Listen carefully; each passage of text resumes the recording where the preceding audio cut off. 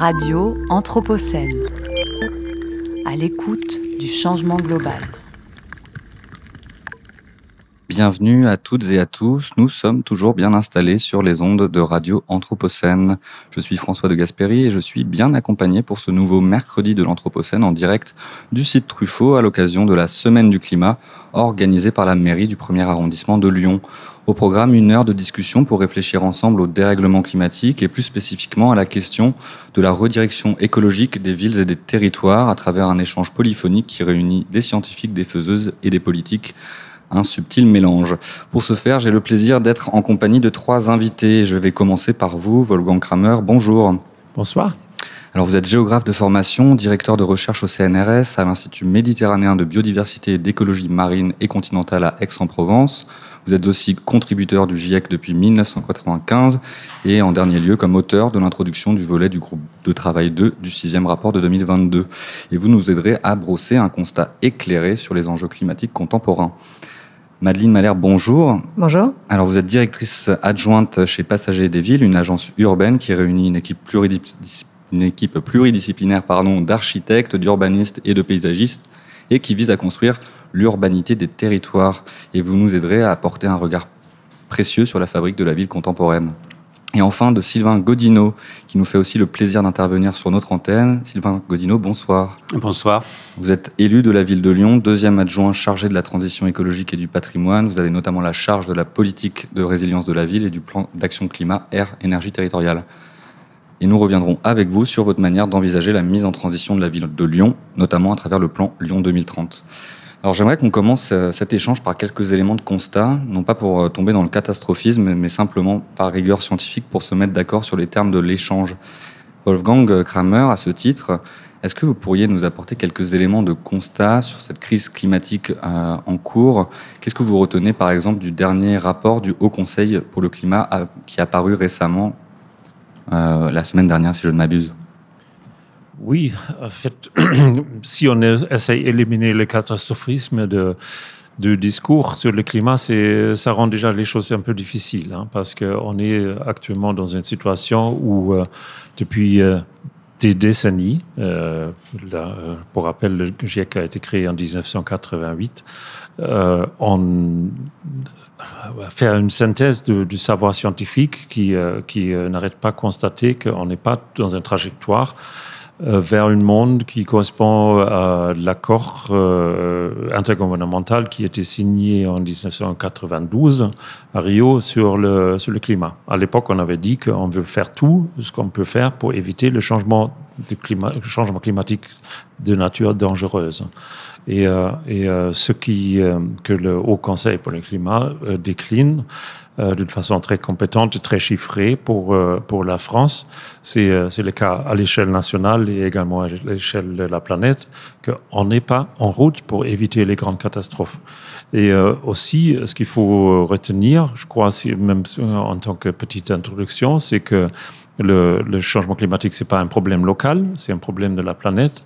Et ce que nous faisons ou faisons pas au niveau de l'atténuation des émissions de gaz à effet de serre, ça a un impact pour tout le monde, pour toute la planète. Et je ne peux pas penser à ça sans, dans un cadre urbain, par exemple, sans penser à la ville de Derna en Libye, qui a vu s'effacer des quartiers entiers il y a quelques semaines, par un événement climatique qui était clairement renforcé, peut-être pas provoqué, mais renforcé par le changement climatique et par les émissions de gaz à effet de serre des pays riches. Donc, peut-être ça suffit comme constat. Peut-être un élément de relance. On entend parfois certains climato-sceptiques qui nous disent oui, mais la France ne représente que 1% des émissions mondiales. Qu'est-ce que vous en pensez de cet élément ? Oui, pour cet élément, j'ai toujours la même réponse en fait, quand je regarde les impôts que je paye, en fait, je peux bien arrêter. En fait, pour le budget national de la France, ça n'a aucune importance si je paye des impôts ou pas. Pour moi, ça, c'est la réponse parce que, je veux dire, parler de la solidarité, c'est souvent compris déjà comme une belle formule et tout ça, mais effectivement, non seulement nous sommes responsables pour une très grande partie des émissions, même si c'est que quelques pourcents, c'est des quantités énormes, et historiquement, c'est encore plus important que ça. personne sur la planète a la possibilité de se déclarer en dehors de la nécessité de mettre à zéro et au plus vite possible ces émissions de gaz à effet de serre. On ne peut pas donner des leçons aux autres sans regarder chez nous les possibilités, sans utiliser chez nous les possibilités pour mettre les émissions de gaz à effet de serre à zéro. Et alors Sylvain Godino, si on essaie de faire atterrir maintenant ce constat à l'échelle de la ville, j'aimerais vous entendre peut-être sur la question des modes de vie urbains. Ici, on le dit souvent sur Radio Anthropocène, on le disait tout le moins, l'Anthropocène pourrait être considéré comme un urbanocène. Qu'est-ce que vous en pensez de la responsabilité des modes de vie urbains dans le changement climatique en cours ? On sait qu'aujourd'hui, la majorité de la population mondiale habite en ville. On a dépassé les 50% récemment. On sait aussi que les émissions de gaz à effet de serre, elles sont émises à plus de 60% par les territoires urbains. Donc, il y a clairement une responsabilité des villes à trouver des modes d'habiter qui contribuent à la solution et pas seulement au problème. Donc, c'est pour ça que la ville de Lyon s'est engagée dans sa démarche Lyon 2030, qui consiste à viser la neutralité climatique pour le plus vite possible avec un engagement à 2030. On se dit qu'il faut reconnaître notre responsabilité, et je dirais aussi, parce qu'on parle de la France, 1% des émissions mondiales. Alors, Wolfgang Kramer le disait, c'est aussi une question de stock, de pollution accumulée depuis le début de la révolution industrielle. Le problème de fond, c'est notre dépendance aux énergies fossiles, c'est notre addiction aux énergies fossiles. C'est clairement une drogue dure dont on ne sait pas se passer aujourd'hui. Et le modèle capitaliste occidental, c'est quand même l'Europe qui l'a promu en premier, suivi par les États-Unis, les autres pays développés de la planète. Mais on impose quand même une vision du monde qui tend à dire que notre mode de vie est le plus souhaitable sur la planète, et qui tend à s'imposer comme modèle culturel dominant. Donc à partir de là, on a une responsabilité à chercher des solutions. Je ne dis pas qu'on doit trouver la solution, je dis qu'on doit trouver des solutions, parce que je pense qu'il y a plusieurs modes de vie possibles. Et puis après, les villes existent depuis bien avant la révolution industrielle. Si on remonte à Lugdunum, on va trouver un mode d'habiter à Lyon qui était déjà urbain, c'était déjà une grande ville à l'époque, et qui n'était pas générateur de changement climatique. Donc je ne dis pas qu'il faut revenir à la ville antique, mais je dis qu'il y a des modes d'habiter urbains qui ne sont pas générateurs du dérèglement climatique. Donc il y a eu des solutions par le passé, et je suis convaincu qu'on peut trouver des solutions dans le futur également. On y reviendra. On reviendra à la question des solutions juste un peu plus prochainement dans cette discussion. Mais je voulais peut-être une question subsidiaire. Je vois que vous êtes élu à la transition écologique et au patrimoine. Un historien français fameux, Jean-Baptiste Fressoz, appelle à l'arrêt de l'utilisation de ce terme. Qu'est-ce que vous en pensez de ce terme de transition ? Alors, vous avez appelé ça redirection, on aurait pu dire bifurcation. On a enterré en début de mandat le terme développement durable qui avait déjà été abandonné par le ministère qui s'est renommé de la transition écologique et solidaire. Je pense qu'il n'y a pas de bon terme aujourd'hui pour décrire une trajectoire et un imaginaire futur qu'on ne sait pas préciser en fait. Parce qu'effectivement, le problème de la transition, c'est qu'on dit on transitionne vers quelque chose qui n'est pas du tout clair dans l'esprit des gens. Et d'ailleurs, il suffit de parler avec 3 spécialistes de la transition pour voir qu'ils n'imaginent pas le même futur. Donc effectivement, c'est un terme qui est fourre-tout, qui va être très rapidement aussi galvaudé que le développement durable et qui est quasiment mort-né. Cela dit, pour rebondir sur la pensée de Jean-Baptiste Fressoz, Jean-Baptiste Fressoz dit qu'il n'y a jamais eu de transition énergétique. Toutes les énergies se sont additionnées. C'est certes vrai au niveau mondial, mais c'est faux. C'est faux au niveau national et local. C'est-à-dire que la consommation de charbon en France, elle diminue. Ça, c'est un fait. De même que la consommation de charbon dans les villes, en France, elle diminue. Donc oui, on a libéré du charbon disponible pour les Chinois, on peut le voir comme ça. Ça n'empêche pas qu'il y ait des territoires qui apprennent à se passer du charbon, progressivement, je pense, du pétrole. Il va falloir qu'on accélère sur le pétrole et le gaz, évidemment. Mais je ne suis pas convaincu que je pense qu'il y a débat sur la vision de Jean-Baptiste Fressoz, même si je le trouve très intéressant. Et alors, Madeleine Mahler, la transition pour des passagers, ça doit vous parler, passagers des villes. J'aimerais savoir en quoi le changement climatique, finalement, interroge vos pratiques aujourd'hui en tant qu'agence urbaine. On le sait, l'Anthropocène, c'est aussi le moment au cours duquel l'artificialisation des terres et des territoires a été majeure. Le béton est l'un des marqueurs de cette période-là. Comment ce nouveau régime interroge finalement vos pratiques ? fortement, pour commencer. On réfléchit ces questions-là depuis le développement durable, depuis les années 90, etc. Aujourd'hui, on sent bien qu'il y a une forme de radicalité à avoir. On est pour autant maître d'œuvre et donc on répond à des commandes. Et donc, il faut qu'on travaille à différentes échelles, à la fois en anticipant. Nous, on fait un peu de prospective, d'urbanisme stratégique, où on peut essayer d'aller chercher les élus, mais aussi les techniciens sur le long terme, et donc sur des réflexions un peu plus poussées qui pourraient donner lieu à des commandes effectives ensuite. Et on intervient aussi sur de la maîtrise d'œuvre d'espace public, notamment, où là, on met en œuvre, effectivement, tous les dés des imperméabilisations, notamment, et qui sont nécessaires, qui sont essentiels, qui travaillent aussi la désirabilité des villes, parce qu'on ne va peut-être pas échapper à ce qui arrive. Par contre, on peut essayer de s'adapter. S'adapter, est-ce que c'est renoncer? Ça, c'est peut-être une question qu'on pourra se poser tous ensemble. Mais en tout cas, nous, en tant que maître d'œuvre, il faut qu'on rende possible le fait de pouvoir encore vivre en ville, puisqu'on est nombreux à y vivre, et nombreuses. Il y a évidemment derrière ça la question aussi de l'équité territoriale. On est au centre-ville de Lyon. Moi, j'ai la chance d'habiter et de travailler au centre-ville de Lyon, donc je peux y aller en vélo. Et c'est bien. Pour autant, tout le monde ne peut pas le faire. Nous, on travaille pas mal dans les quartiers en renouvellement urbain. Et on se pose aussi cette question-là de ne pas faire que du rattrapage vers une normalité un peu basique, mais de passer déjà le cran d'après. Enfin voilà, les questions sont vastes. Nous, on est passé entreprise à mission depuis l'année dernière, c'est-à-dire qu'on inscrit dans nos statuts le fait qu'on veut participer pleinement à cette transition, bifurcation, redirection.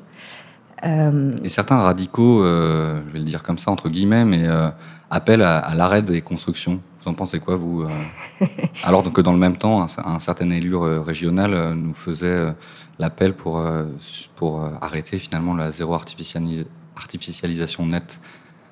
Oui, alors ce qu'on peut dire déjà, c'est qu'il y a des sujets qui sont en cours, qui sont à l'œuvre. On ne fait pas la ville comme on la faisait il y a ne serait-ce que peut-être 5 ans. Donc il y a des choses qui se passent. Le ZAN, en l'occurrence, alors il faut arrêter l'écologie des acronymes, ai-je entendu aujourd'hui. Donc le zéro artificialisation nette, mais c'est peut-être pour ça qu'on fait des acronymes. C'est un sujet, alors il faut le faire atterrir, effectivement, mais c'est un sujet et c'est un vrai engagement. Arrêter de construire,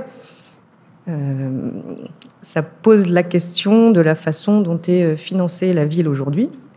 Allons-y sur ce sujet important. Bon, je ne sais pas si on peut le faire aujourd'hui. Par contre, il y a un vrai sujet sur la réhabilitation, la transformation. On est ici dans un lieu qui parle de ça, qui dit qu'on peut transformer des édifices, les faire revivre, les faire vivre autrement. C'est aussi quelque chose qui s'engage fortement à Lyon, mais aussi ailleurs. Bon, voilà, peut-être qu'on n'est pas assez radicaux, mais en tout cas, quelque chose se passe. Alors, si on poursuit un petit peu notre échange avec vous, Wolfgang Kramer, si on reprend un petit peu de hauteur au-delà de la simple, qui n'est pas simple d'ailleurs, mais de la seule ville de Lyon, j'aimerais peut-être vous entendre à propos de la politique française, de la planification écologique à la française. Comme pour reprendre les mots de notre cher président, on a lu les mots de Jean Pisani-Ferry, aussi dans les colonnes du Monde, qui a déclaré qu'il manquait d'un grand récit, un récit mobilisateur pour participer à cette planification écologique. Qu'est-ce que vous en pensez ? Oui, je crois, a priori, je soutiens l'idée qu'il faut une planification, même si c'est un peu étonnant que ça arrive dans un cadre démocratique aujourd'hui, parce que c'est plutôt un concept qui est développé dans l'Europe de l'Est et quasiment dans le stalinisme, mais c'est pas grave. Je veux dire, c'est qu'on se met d'accord sur les objectifs et de comment amener, au moins tenter d'amener cette transition. Je crois que c'est très important et je soutiens l'idée. Mais ce qu'on observe, effectivement, dans la mise en place place de la transition telle qu'elle a été proposée maintenant par le gouvernement français, c'est que ce n'est pas une transition, c'est un traitement de certains symptômes, un investissement supplémentaire, mais insuffisant dans certaines formes un peu vertes des transports et de logements et toute autre chose, mais on oublie la partie de la transition qui est également importante, et c'est de quitter ce qui est destructeur. Arrêter ce qui est destructeur, se donner des moratoires pour les autoroutes, par exemple, ou pour des grands projets d'extension des aéroports. Pour moi, on ne peut pas transitionner. En fait, de quelque sorte, c'est un peu peut-être ce que les historiens comme Fressoz et d'autres observent, on parle de transition, mais en fait, on n'arrête jamais ce qui est vieux et on ajoute des choses qui sont peut-être pas mal pour l'avenir. Et c'est exactement ce qui se passe, je crois, avec la transition telle qu'elle est proposée. On oublie qu'il y a des choses importantes qu'il faut arrêter. Et tant qu'on ne discute pas l'autoroute A69, par exemple, dans le cadre de la transition écologique, on n'est pas sérieux, à mon avis. Effectivement, cette autoroute, c'est un symbole. C'est pas tant des hectares qui sont en question, mais tout grand projet routier, tout grand projet, toute voiture et tout projet d'extension d'aéroport doit être vu dans le cadre de cette transition écologique. Et tant qu'on écarte ces enjeux-là, je crois que le débat n'est pas sérieux. Et justement, alors peut-être élément de contexte, on déplore l'absence, hélas, d'Alexandre Monin, qui parle, lui, de ce renoncement et qui doit être politisé, ce renoncement, qui parle également de la nécessité de fermer un certain nombre d'infrastructures ruineuses. Est-ce que c'est des éléments que vous intégrez, vous, dans votre politique de transition, Sylvain Godineau ? J'ai pas en tête d'infrastructures ruineuses qu'on ait prévu de fermer. Par contre, dans le cadre de la campagne électorale de 2020, il y en a une clairement qu'on a décidé d'enterrer. C'était le contournement ouest de Lyon. C'était le périphérique. On devait boucler le périphérique. En tout cas, la vision du maire sortant, c'était de boucler le périphérique. C'était un projet qui traînait depuis déjà un certain temps. Et l'engagement des écologistes, à la fois la ville de Lyon et la métropole, c'était qu'il ne se ferait pas si on était élu. Et je trouve que le sujet a été remarquablement enterré. On n'en parle plus jamais, c'est plus vraiment une question. Après, la ville de Lyon, c'est une ville qui est déjà très construite. Donc il n'y a plus beaucoup de territoire à urbaniser. C'est difficile de nous coller en entrepôt Amazon dans Lyon. C'est difficile de rouvrir des industries, même s'il y aurait un sujet sur la réindustrialisation du pays à traiter. Donc, voilà, le fait qu'on soit très construit fait qu'on a peu d'infrastructures de type grands projets inutiles qui peuvent arriver dans la ville, ce qui nous protège quelque part de ce sujet-là. Et les compétences de la ville font aussi qu'on n'a pas à s'interroger sur un certain nombre d'activités qu'on pourrait juger nuisibles au climat.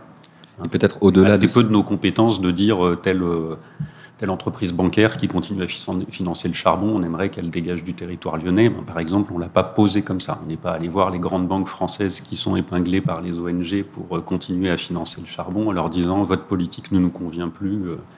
Voilà. Je ne vois pas au nom de quoi on pourrait envisager de les faire partir non plus. Donc ce sujet-là, il n'a pas été tellement posé comme ça. Madeleine Mahler, vous, le renoncement en tant qu'agence d'urbanisme, est-ce que ça vous parle ? Et si oui, à quoi faudrait-il renoncer d'après vous ? Alors, ça nous parle d'autant plus qu'on a travaillé très récemment sur la neutralité carbone du Grand Genève à l'horizon 2050. Grand sujet. Grande difficulté aussi de réfléchir et d'amener à réfléchir cette question-là du renoncement, puisqu'on y a été sensibilisé, alors pas par Alexandre Monin directement, mais par Novacet, qui est une entreprise de design et de prospective qui nous a un peu introduit à ce sujet et qui avait à cœur aussi de bien expliquer qu'avec renoncement, il faut réfléchir à des réattachements et donc à des nouveaux désirs ou à des choses qui permettent de ne pas faire que renoncer. Parce que quand on dit à un élu, votre super village de marque, il n'a pas de raison d'être, alors qu'il y a des financements, alors qu'il y a une projection, alors qu'il y a des emplois, on ne peut pas dire stop, juste stop. C'est en tout cas peu entendable aujourd'hui. Donc, qu'est-ce qu'on valorise. Et c'est là qu'il faut faire le lien avec cette question du récit, à mon sens, et de la désirabilité dont je parlais tout à l'heure. À quoi il faut renoncer J'ai plein d'idées personnelles que je ne vais peut-être pas développer ici. Alors justement, on le voit, l'écologie, c'est souvent vu comme quelque chose de punitif.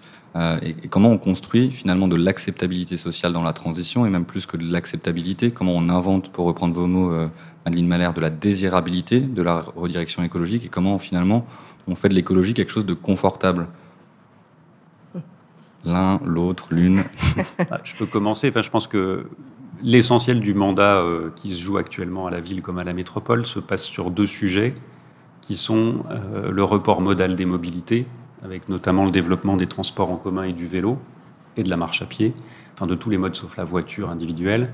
Et puis l'autre volet, c'est la végétalisation de la ville. Donc c'est notre objectif, c'est bien de rendre le territoire plus agréable à vivre pour les habitants, à la fois en leur permettant de se déplacer d'une façon plus efficace, plus apaisée, moins bruyante, moins polluante.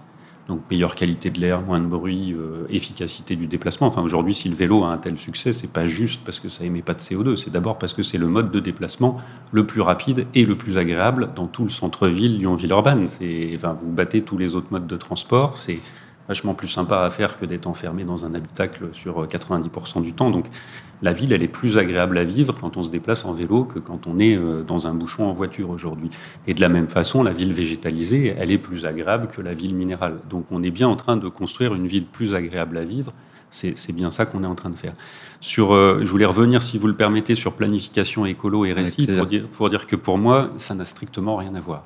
On a su planifier en dehors des régimes communistes. La France de De Gaulle, les 30 Glorieuses, on a planifié comme des brutes. Si on a un programme nucléaire qui s'est développé de la sorte, c'est bien parce que le président de la République l'a appelé le président d'EDF et a dit « tu me fais tant de réacteurs par an et on ne discute de rien ». Donc on a su planifier. On a eu un commissariat au plan qui était célèbre au niveau international. Et c'est bien une vision libérale qui a tué tout ça. Et ça renaît aujourd'hui. Macron fait semblant de le réinventer, mais en fait, ça a existé. Par contre, c'est une approche d'ingénieur, technocrate, qui ne crée aucune désirabilité. Si je fais le parallèle avec les années 70 toujours, il y avait le commissariat au plan qui faisait de la planif, et il y avait l'an 01 qui faisait de l'imaginaire. Et on a eu aussi des films, des récits qui se sont créés sur des bifurcations qui ont embarqué des dizaines de milliers de personnes dans des choix de vie complètement différents du modèle dominant. Donc c'est ça qu'il faut qu'on arrive à réinventer. Aujourd'hui, on a une difficulté parce que le discours dominant, c'est on va arriver à concilier des aspirations des classes supérieures en leur disant vous garderez vos portefeuilles d'actions qui continueront à profiter de chez Total, de chez Air France, de chez etc., Airbus et compagnie. Vous garderez le droit de vous déplacer en avion de façon illimitée sans rien payer du tout. Et aux classes populaires, on leur dit vous aurez le droit de continuer à utiliser votre vieille bagnole et de manger votre barbecue le dimanche. Et en fait, on est dans un double discours qui ment à tout le monde et qui essaye de faire croire qu'on ne va pas avoir besoin de bifurquer.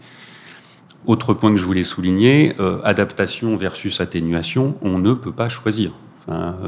Aujourd'hui, l'adaptation, c'est quoi ? On est en train de dire on va adapter nos territoires à un climat plus chaud. Sauf que le climat ne va jamais s'arrêter de chauffer tant qu'on ne traite pas l'atténuation. C'est un peu comme de regarder cramer la ville en se disant est-ce qu'on éteint l'incendie ou est-ce qu'on évacue les populations ?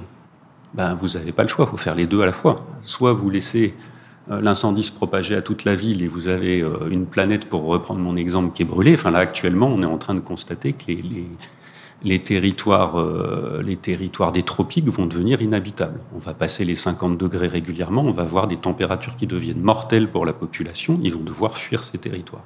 Donc oui, on est en train de brûler une partie de la planète, il va falloir évacuer les populations de ces territoires-là et les redéployer sur le reste du monde, ce qui ne va pas être simple, et en même temps, il va falloir baisser nos émissions le plus possible pour limiter justement les territoires inhabitables. Donc on doit faire les deux à la fois. Et quand on parle de renoncement, pour moi, avec ma délégation, ça veut dire aussi qu'il va falloir faire un arbitrage entre les constructions neuves et les réhabilitations de bâtiments. Parce que Truffaut, c'est un bon exemple. On a été sur une rénovation énergétique performante de la fin des années 2010. C'est plus ça qu'on ferait aujourd'hui. En termes d'adaptation au changement climatique, ça ne va pas assez loin. On n'a pas assez de protection solaire. Donc le bâtiment, il vient d'être livré, mais il va être très inconfortable assez vite l'été. parce qu'il n'a pas assez inclus l'adaptation. Et donc, à chaque fois qu'on touche un bâtiment, il faut intégrer ce double enjeu adaptation-atténuation. Et concrètement, ça se traduit quand même par des surinvestissements à très court terme. Enfin, c'est ce que disait Pisani aussi. On est devant une décennie de surinvestissement qui va nous poser des soucis parce que elle va venir au détriment d'autres choix. Et donc, nous on va avoir l'enjeu de construire moins de bâtiments neufs, ce qui, dans une ville dont la population augmente beaucoup moins rapidement, est moins problématique, mais on a quand même des quartiers en fort développement dans lesquels on a besoin de continuer à construire des écoles, des bibliothèques, des crèches, etc. Donc ça va être un choix qui va rester compliqué, même pour la ville de Lyon. Une réaction, Wolfgang, peut-être à ces éléments de... Oui, je voulais revenir sur effectivement la transformation urbaine, parce que ce qui me frappe, c'est qu'il y a quand même des décennies de recherche et des observations et des exemples concrets qui montrent que la piétonisation, la transformation des villes vers des modes de transport beaucoup plus saines et beaucoup plus actives, elle rencontre des résistances initiales, surtout les commerçants, qui, après très peu de temps, disparaissent parce que ces mêmes commerçants, avec peu d'exceptions, reconnaissent que effectivement la qualité de vie dans la ville, elle augmente tellement que c'est bien pour les commerçants eux aussi. Et ça, je veux dire, c'est 30 ans maintenant qu'on voit le même phénomène se passer. Et chaque fois, un nouveau projet de piétonisation se met en place dans n'importe quelle ville. On rencontre les mêmes résistances.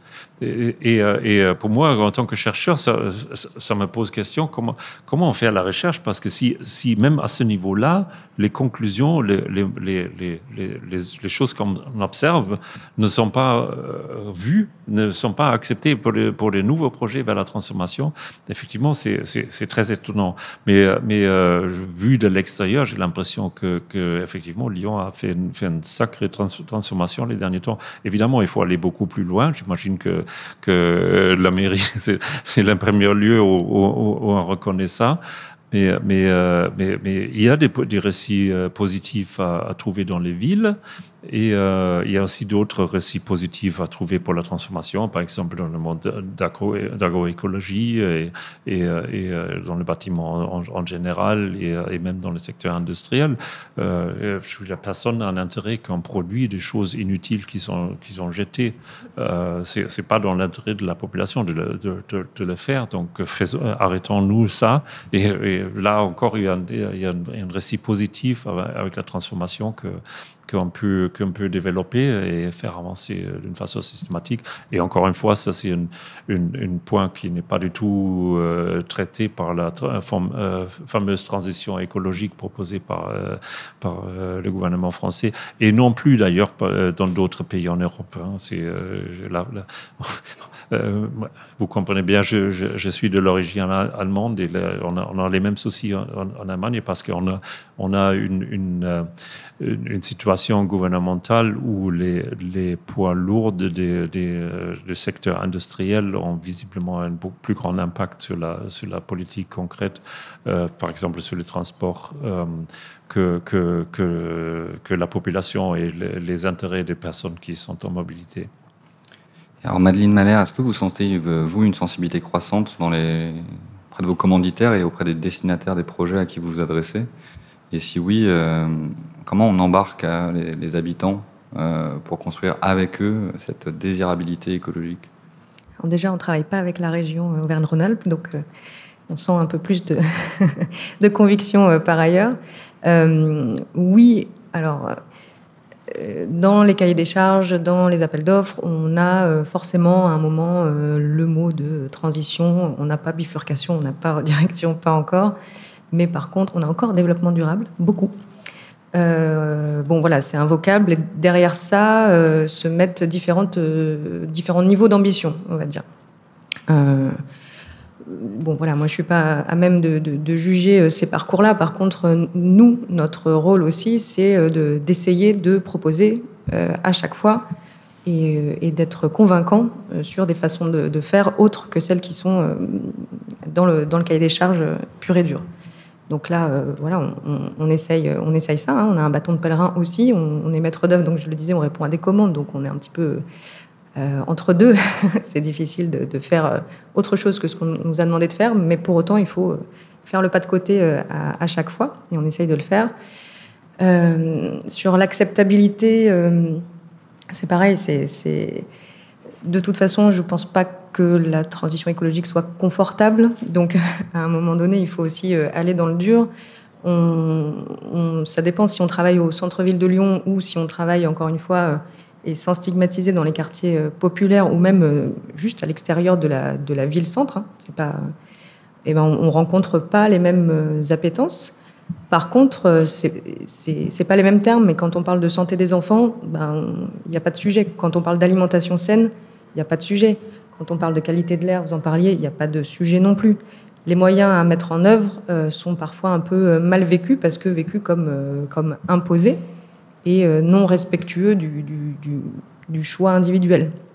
Donc après, ça pose des questions sociologiques, voire anthropologiques, mais moi, je pense qu'une des mesures mises en œuvre par la métropole, qui est d'avoir transformé le règlement local de la publicité, ça, c'est un vrai enjeu, parce qu'on est presque dans une situation de, on va dire, lavage de cerveau. Donc, il faut proposer autre chose, il faut faire preuve.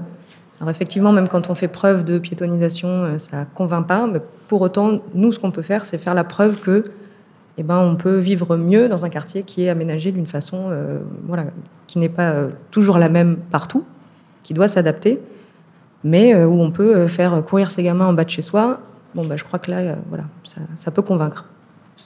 Et si on revient un tout petit peu sur la question du récit mobilisateur avec vous, Wolfgang, on l'apprenait la semaine passée, le rapport de l'Institut Copernicus nous le disait, nous aurions déjà franchi la barre des 1,4 degrés de réchauffement climatique par rapport à l'ère pré-industrielle.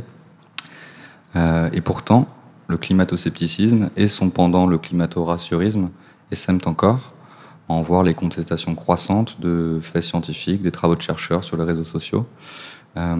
Comment vous l'expliquez et finalement, quel ton utiliser pour convaincre, puisque les éléments de contenu visiblement ne suffisent pas et que le catastrophisme, ce qu'on pourrait qualifier parfois de catastrophisme, semble peu entraînant? Oui, vaste sujet. Je crois que chacun de mes collègues scientifiques va avoir un peu aussi sa réponse personnelle à ces questionnements. Personnellement, je crois que pendant longtemps, on a effectivement cru que la pure présentation des faits scientifiques, des chiffrages, des cartes, des illustrations, des schémas, ça va rentrer dans le récit. À un moment, les décideurs et le grand public vont réaliser, oui, il faut changer le cap, il faut faire autrement. Et c'était clairement naïf, quoi. Et on le savait en plus que c'était naïf, mais on n'avait pas vraiment d'autres moyens. Et surtout, je crois en partie, il y avait toujours cette idée chez beaucoup de scientifiques qu'il faut effectivement ce récit positif, quoi. Il ne faut pas faire peur, il ne faut pas exprimer, par exemple, la peur que nous ressentissons nous-mêmes. Il ne faut pas être anxiogène, il faut toujours montrer que tout va bien. Et effectivement, les chiffres, et je reviens à la catastrophe en Libye, qui est déjà complètement disparue des nouvelles, même avant la guerre qui s'est déclenchée le week-end dernier, elle était disparue. Je veux dire, les catastrophes, elles sont là. Elles sont là. Il faut faire face. Il faut reconnaître qu'ils vont se multiplier et aggraver si on ne prend pas des mesures beaucoup plus importantes. Donc, pour moi, de parler de ça, je n'ai pas d'autre choix. Je peux pas m'arrêter juste pour pas être anxiogène. Je peux pas arrêter dire cela. Que cela provoque dans le discours public qu'il y a un contre-courant, quoi, qu'il y a des forces qui vont utiliser tout moyen de marketing, de fake news pour créer un discours autre que le mien. Je veux dire, je ne peux pas l'éviter. Dans un certain sens, ça me montre même que la sensibilité est là. Je veux dire, si vous dénoncez un truc et personne n'est contre, visiblement, vous ne touchez absolument rien. Si vous réalisez qu'il y a une partie, par exemple, de l'industrie du pétrole qui dépense des sommes importantes pour produire des fake news, encore aujourd'hui, et qu'il a fait depuis 30 ans, vous réalisez que vous êtes sur quelque chose d'important. Il faut le dénoncer, il faut que ça soit clair, il faut que quand je donne l'ordre de mérite à un monsieur qui représente l'industrie du pétrole, il faut que je réalise que je donne une compensation ou quelque chose de positif par rapport à la production des fake news. Et heureusement, on est encore dans une situation sociétale où on peut dénoncer ça, on peut parler ouvertement et on peut informer toute la population que ces dérives ont lieu.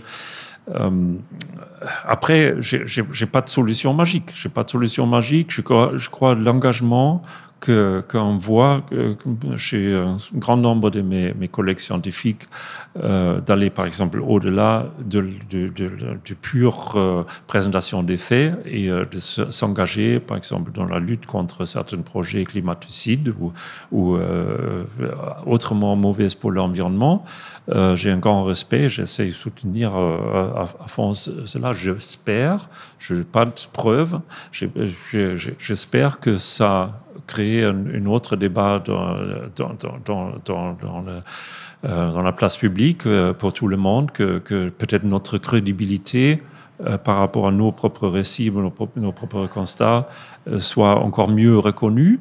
De toute façon, je fais aussi partie des gens qui disent qu'on n'a pas de choix. Je veux dire, de rester chez moi et dire que je suis bien contre le changement climatique, mais je continue de consommer personnellement tel que je le fais. C'est aussi une prise de position qui, à mon avis, est plus acceptable. Donc, dans un sens, il n'y a pas d'alternative à s'engager d'une façon concrète et visible et personnelle sur la place publique. Et alors vous, Sylvain Godino, comment vous vous emparez justement de ces discours de scientifiques de Wolfgang Kramer, puisque pour être élu, il faut des électeurs et que ces faits sont peu favorables à une élection. Alors comment on fait pour construire finalement de l'adhésion et pour construire une responsabilité collective également? Moi, je voudrais revenir sur cette opposition entre peur et acceptabilité. En fait, la peur, c'est une émotion très forte. C'est une émotion très forte et je comprends tout à fait le commerçant qui a peur quand on lui dit qu'on va piétoniser la presqu'île, parce que le commerçant ne lit pas beaucoup de littérature scientifique, comme la plupart des gens sur cette planète, à part les chercheurs et les journalistes scientifiques. Il y a très peu de monde qui se lit un article, même par an ou par décennie. Donc, il n'est pas au courant, ou elle n'est pas au courant que globalement ça a un effet positif sur son commerce, et quand bien même il serait au courant, son cas particulier n'est pas le cas général. Son magasin peut très bien couler dans les un an et demi de chantier qu'il va devoir subir et qui va lui faire une perte de chiffre d'affaires, qui est quand même mesurée aussi, je pense, par la littérature scientifique pendant la durée des travaux. Et je pense qu'en face de ça, on ne peut pas mettre l'acceptabilité. L'acceptabilité, ce n'est pas une émotion. L'acceptabilité, ça ne fait pas bouger quelqu'un. Vous n'allez pas voir un partenaire sexuel en disant « Ouais, t'es acceptable, toi. Je ressens de l'acceptabilité pour toi. » Donc, ça ne marche pas, quoi. En face, il faut qu'on ait du désir. Il faut qu'on ait du désir, il faut qu'on ait de l'envie. Ça, c'est quelque chose qui fait bouger les gens. Donc, faut qu'on... Et je pense que... Bon, d'abord, il y a ce travail sur les récits, mais ensuite, il y a une chose qu'on ne prend pas assez en compte aujourd'hui, pour moi, qui est l'accompagnement au changement. C'est-à-dire qu'on sait qu'on doit changer très vite, on doit changer le plus vite possible. En politique, on a une image qui est la tension de l'élastique, en fait. C'est-à-dire que l'élu son boulot, c'est de tendre l'élastique au maximum du supportable pour la population. Quand l'élastique pète, il saute, il a perdu les élections. Tant que l'élastique pète pas, il faut tendre plus. Il faut savoir quand l'élastique va péter. Si vous tendez pas assez l'élastique, vous êtes un centriste mou et en fait vous suivez le mouvement, quoi. Vous suivez les lobbies dominants, vous faites la politique des puissants. Et plus vous tendez l'élastique, plus vous avez de chances de sauter avec lui. Bon, et je pense qu'une des questions qui détend l'élastique, c'est de se dire qu'on va avoir besoin d'en passer par un accompagnement au changement massif Et cet accompagnement au changement massif, c'est l'irruption des sciences humaines et sociales dans le sujet. C'est de dire aux ingénieurs, on a compris, aux urbanistes, on a compris, on va faire des ci, on va faire des ça, on va aligner les centaines de millions d'euros de travaux et on va en gros saturer le marché de l'ingénierie, ce qui est déjà la situation à Lyon. Moi, honnêtement, aujourd'hui, la difficulté qu'on a, c'est pas d'investir des millions, c'est de trouver des entreprises capables de faire les travaux. Et c'est de trouver des gens au sein de la ville et dans les collectivités capables de les piloter. Aujourd'hui, c'est un problème de ressources humaines et pas d'argent qu'on rencontre. Alors, parce qu'on a la chance d'être un territoire plus riche que pas mal d'autres.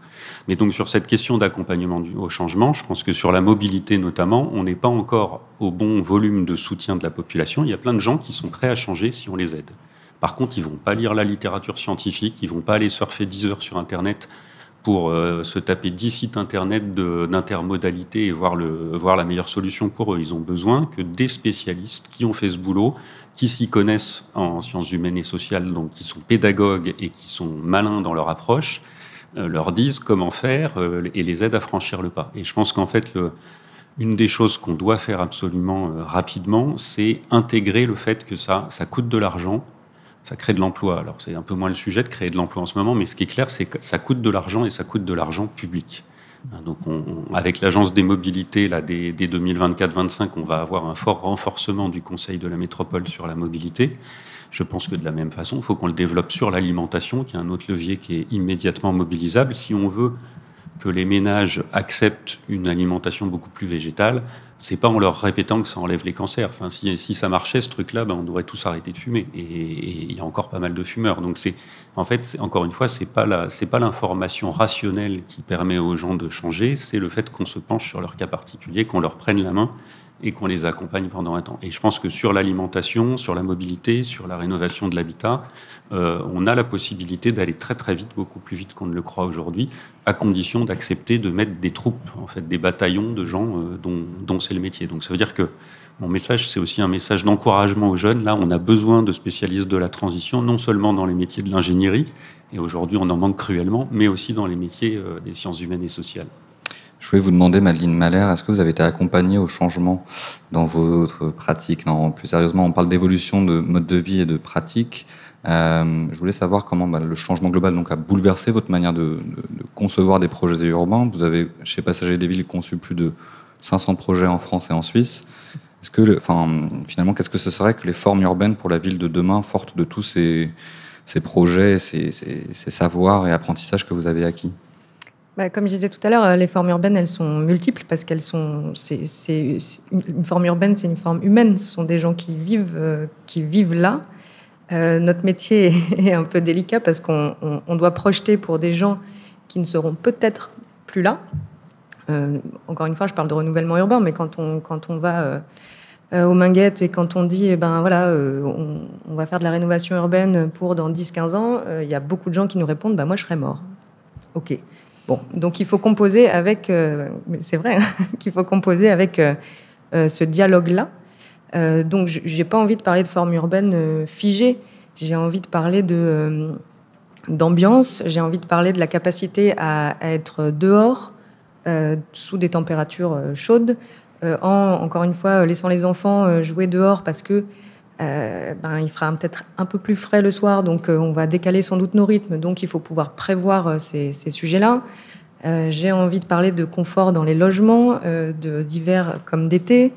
J'ai envie de parler d'arbres, de senteurs, d'avoir encore des floraisons à différentes époques, de ne pas mettre que des palmiers parce que soi-disant c'est adapté. Alors d'abord ça évapotranspire pas, donc c'est pas terrible, mais en plus c'est hyper triste.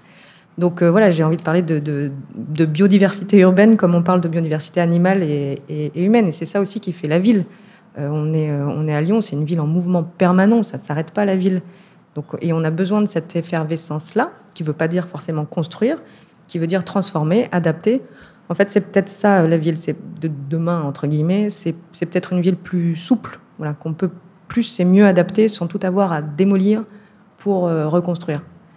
Après, dans nos pratiques, nous, on est aussi bousculés par la génération qui arrive, parce que dans les entretiens d'embauche que moi je fais passer, et j'en fais passer beaucoup, il y a effectivement une question de main-d'œuvre à interroger.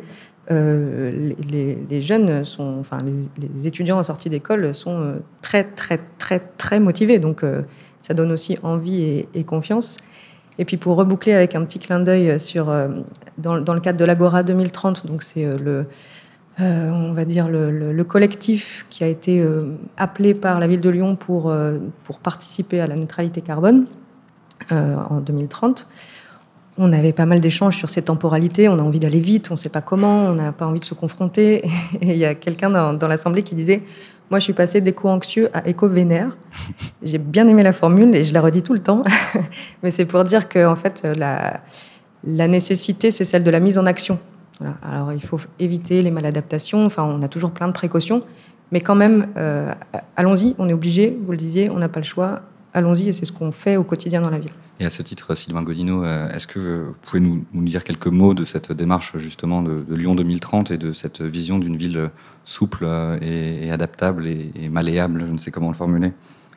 Alors, Lyon 2030, c'est justement le constat que les pouvoirs publics ne peuvent pas tout et que ça ne sert à rien d'arriver à des bâtiments tous passifs à la ville de Lyon si en même temps les habitants ne changent pas leur mode de vie, si les entreprises ne rénovent pas leurs bâtiments. Donc l'idée, c'est bien de dire c'est une approche territoriale qu'il faut avoir et pas une approche d'administration. Et donc de proposer à des acteurs, aujourd'hui les acteurs motivés, on est parti dans une démarche où on partait d'acteurs volontaires de différents types. Donc on a fait appel à la fois à des entreprises et des syndicats professionnels, des acteurs de la recherche et de l'innovation, de l'enseignement, des acteurs citoyens bien sûr, des associations diverses, des acteurs publics et parapublics. Et donc tous ces acteurs-là, ils travaillent ensemble à construire à la fois une vision collective qui soit motivante pour tout le monde, à identifier des priorités qu'ils peuvent partager.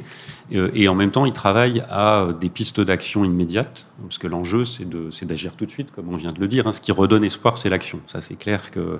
Et le fait d'être éco-vénère, c'est déjà un progrès par rapport à éco-anxieux, mais encore une fois, on n'est pas dans le désir, on est dans la colère. La colère, c'est pas la même capacité d'attraction que des gens heureux, qui ont la patate et qui vous proposent quelque chose de sympa.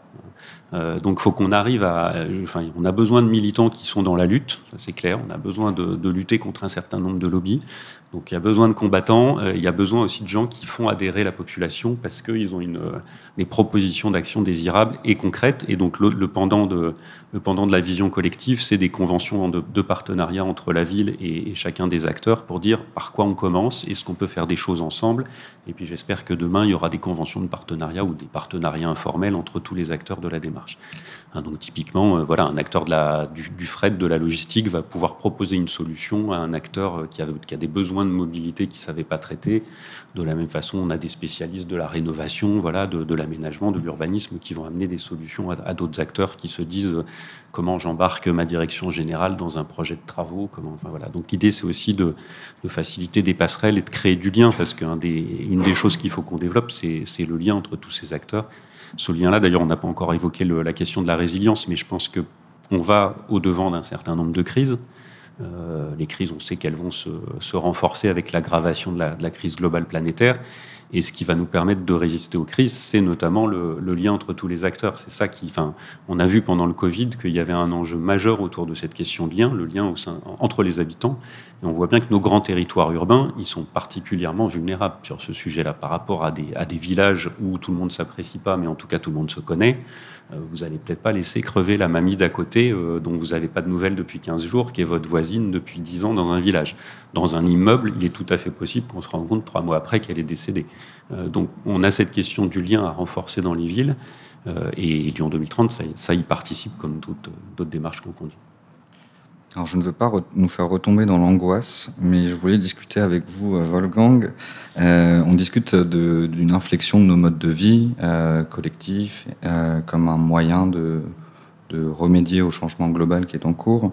Peut-être que je me trompe, mais je crois que si chacun des Français assurait les éco-gestes, en réalité, l'empreinte carbone n'en serait diminuée que de 25%, ou un chiffre approximatif, mais c'est dans cet ordre-là, si je ne me trompe pas. Et l'objectif est d'atteindre 2 tonnes équivalent carbone en 2050, ou 2100, je ne sais plus. Mais en fait, finalement, je voulais vous demander la question des moyens.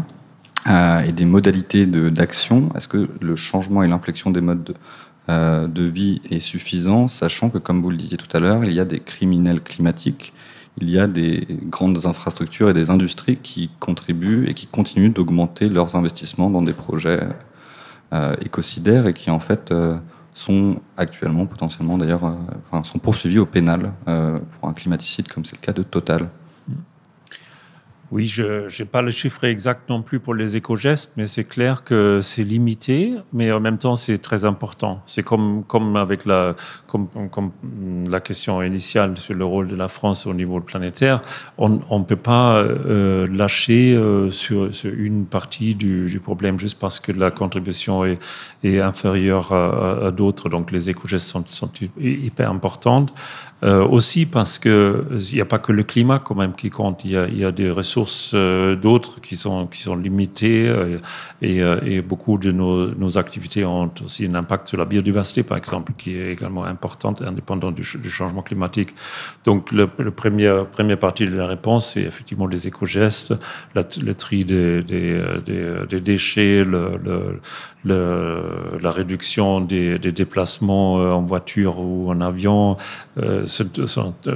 l'arrêt de gaspillage ou la réduction du gaspillage, c'est tous des choses qui sont hyper importantes et qui sont possibles et qu'on comprend qu'ils n'impliquent en réalité souvent pas des souffrances ou des pertes de qualité de vie. Après, la transformation systémique, effectivement, de notre façon de produire l'énergie, notre façon de consommer, notre façon de offrir une infrastructure pour les gens vivre dedans, effectivement l'urbain, mais aussi le rural, pareil, et la connexion entre le monde rural. Moi, j'habite en région, mais dans une petite ville de 6000 habitants. C'est effectivement quelque chose où moi, personnellement, je ne peux pas grand-chose, mais il y a des instances politiques qui ont des gros leviers pour rendre possible une façon de vivre pour tout le monde en changeant les infrastructures, encore une fois, des transports. Je crois que ça vaut le coup de s'engager pour cela. Tout ce qui est ferroviaire, par exemple, c'est pas un miracle, et on a déjà réussi. Je veux dire, dans le 19e siècle, il y avait une politique de transformation pour rendre le ferroviaire accessible à tous les départements en France. Donc pourquoi aujourd'hui on n'aura pas... Là, on nous dit on n'a pas les moyens, on ne fait pas les choix, je ne sais pas. Donc il y a des changements structurels et systémiques qui sont tout à fait possibles aussi pour le public, mais c'est effectivement pas dans les villes, c'est dans les régions et à l'échelle nationale qu'il faut les entamer. Et après, le rôle des véritables industries destructeurs, des industries connues pour la production des fake news et du greenwashing.